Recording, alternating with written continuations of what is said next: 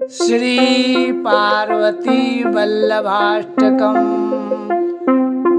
नमो भूतनाथं नमो देवदेवं नमः कालकालं नमो दिव्यतेजं नमः कामभस्मं नमः शान्तशीलं भजे पार्वती वल्लभं नीलकण्ठम्।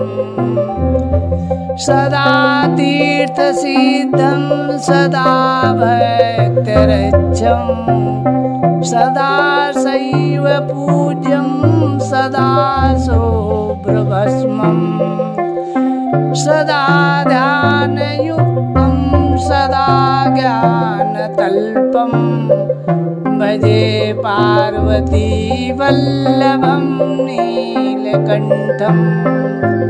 शमशानं शयानं मायस्थानवासं शरीरं गजानां सदा चर्मवेष्टं पिशाचं निशोचं पशूनां प्रतिष्ठं भजे पार्वती वल्लभं नीलकण्ठम्। फणिनागकण्ठे भुजङ्गाद्यनेकं गले रुण्डमालं महावीरशूरं कटिव्याघ्रचर्मं चिताभस्मलेपं भजे पार्वती वल्लभं नीलकण्ठम्।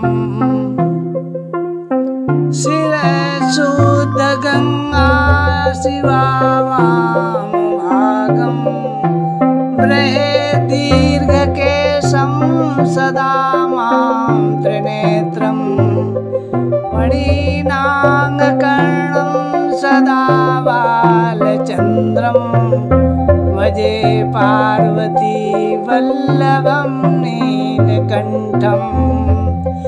करे शूलधारं महाकष्टनाशं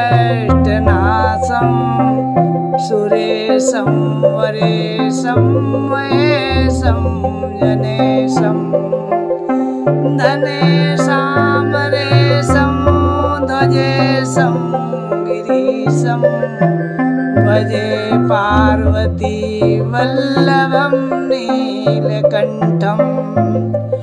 उदासं सुदासं सुकैलासवासं धरानिर्धरं संस्थितं ह्यादिदेवम् अजायेमकल्पद्रुमं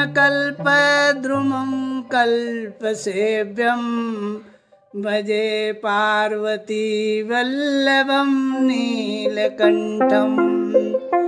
मुनीनां वरेण्यं गुणं रूपवर्णं द्विजैशं पठन्तं शिवं वेदशास्त्रम् अवोदीनवत्सं कृपालं महेशं भजे पार्वती वल्लभं नीलकण्ठम्।